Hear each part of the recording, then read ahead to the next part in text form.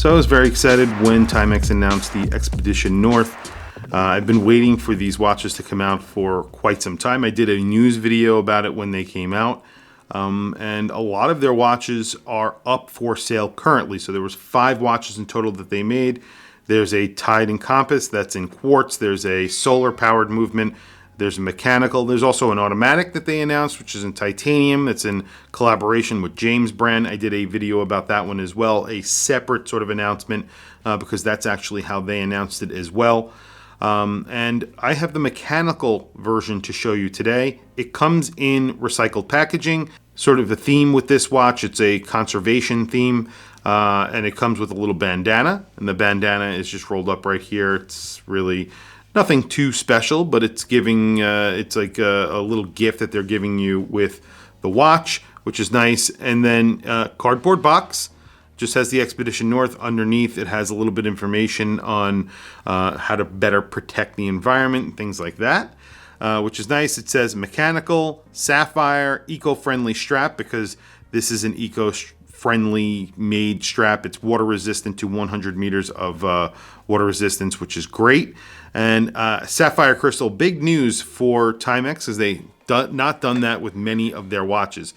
And it's just very simple packaging. Obviously, it's not a very expensive watch, so the packaging definitely is nice for the price. So this is a 38 millimeter watch. It has the blue dial. They make it in a white dial with a very similar cream colored lume. I'll do a lume shot at the end. We'll see if it's any good. Flat sapphire crystal, obviously the AR coating, working very well. I have to say, it's pretty impressive. Better than the Hamilton Khakis that I have owned, which usually do reflect a lot of light. So they've actually done a pretty good job with this. As I mentioned, it's 38 millimeters. It's about 11 millimeters thick. 11.1 millimeters thick is what I measured. And then it's about 46.8 millimeters lug to lug. That's what I measured. And then you get a 5.9 millimeter signed crown. The whole entire watch is bead blasted, including the buckle, which is a pretty cheap pressed buckle, but I am not surprised. Again, it is a $229 watch. I was hoping that they would do something a little bit different, but they went with their standard stamp buckle, which is fine. The strap itself doesn't feel bad. It doesn't feel great. It's decent, and it has the word Timex stamped into the keeper right there. It is made in China, the strap, and of course the movement is a seagull. That is made in China. So essentially this entire watch is made in China, but as you guys know, this is basically assembled in China. It's probably made with Chinese parts. They do label the back and say that the movement is made in China and the strap is made in China, which is fine. And you can see the back of the watch. It says Expedition North, Timex. Screwed-in case back, you do get 100 meters of water resistance with this. You do not get a screwed-in crown. A lot of people were asking about that. You do not. Quick release on the strap, which is a nice addition. I like that. And like I said, blue dial, cream lume. So the dial is really nice.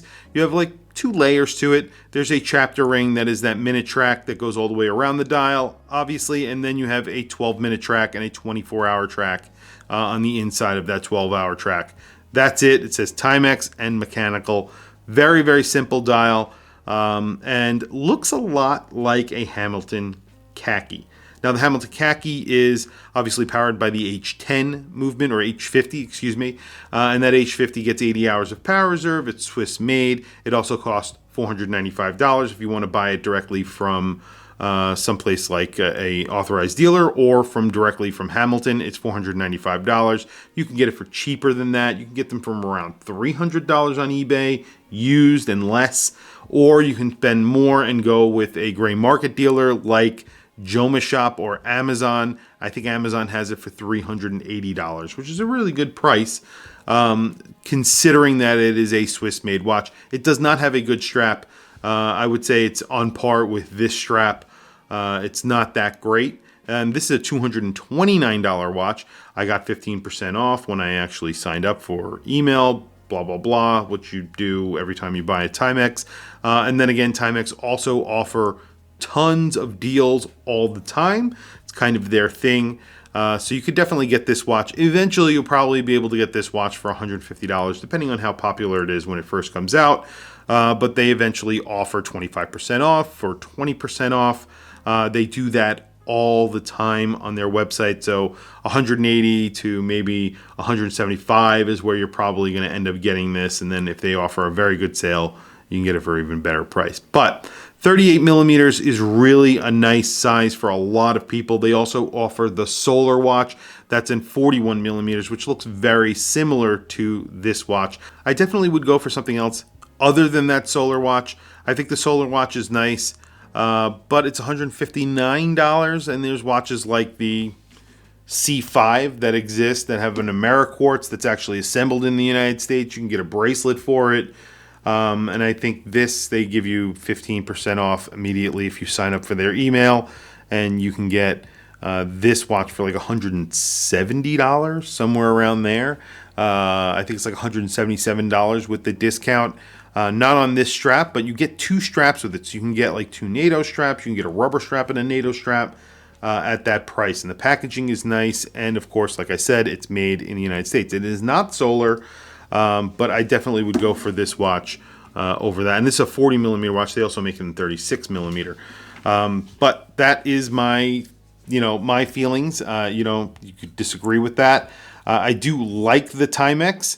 It gets only a 4-month power reserve, which I know sounds like it is a lot, but a lot of solar watches out there, especially from, Seiko, have been really upping it, and they've gotten up to about 10 months of power reserve on their watches, which I think is pretty awesome. I don't know why Timex only have 4 months. It's probably one of the lowest out of the solar watches that I've seen. But then again, there you go. And the other watch that I would say this would compete with is the Bulova Hack. The Bulova Hack, also 38 millimeters. So this is 38 millimeters. I have a 7.5-inch wrist, 11 millimeters thick, 46 millimeter lug to lug, almost 47. You can see the strap looks really nice. It's very comfortable. It wears like a perfect 38 millimeters. I think a lot of people will like this watch. I think it looks nice, and it wears very nicely. But that Bulova Hack is automatic. It gets a Miyota 8 series that does hack and hand wind. You get a 38 millimeter case, a little bit thicker than this watch. It's in a nice stainless steel. The strap on that watch is excellent. It's a leather NATO strap with really nice hardware on it. But you can get that watch on Amazon right now for $196. So that is kind of direct competition to this. You do get a mineral crystal on that watch, which is crazy. It is boxed and double domed, but it is a mineral crystal. I don't know why they did that. If they put a sapphire crystal on that, it would be a no-brainer compared to this watch. So it is sort of in competition with this watch because you're getting the sapphire crystal on here. This gets a seagull movement. It is hand wound.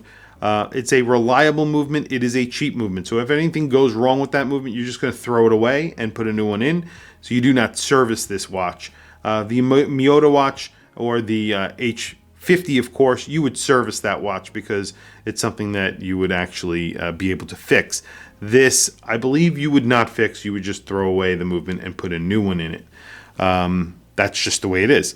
Anyway, I'm going to do a loom shot and then we will wrap up the video. But like I said, very good looking watch, and there is stiff competition out there for it. Would I get the Bulova Hack over this? Yes. Does it bother me it has a mineral crystal? Yes, but since I wear watches so infrequently, I think that the Bulova Hack does work a little bit better than this watch, especially since it's automatic. It's not a hand-wound watch. It is thicker because of that, so that's something to sort of think about. This gets a Chinese movement. That is a Japanese movement. The other watch has a better strap. Basically the same sort of setup of the dial. And I believe that the Bulova only gets 30 meters of water resistance. This gets 100. So there's give and take on both sides. So obviously I've bought both. I own both.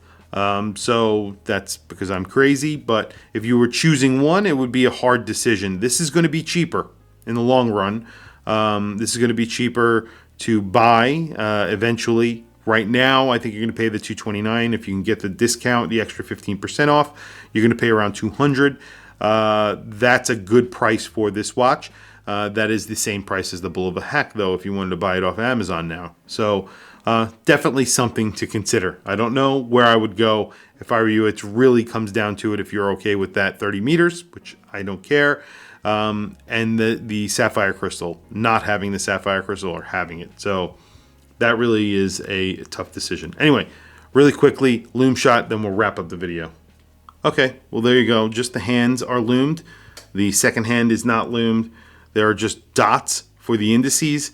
Those have basically already faded in just a few seconds. Even in the studio, it's very hard to see them already.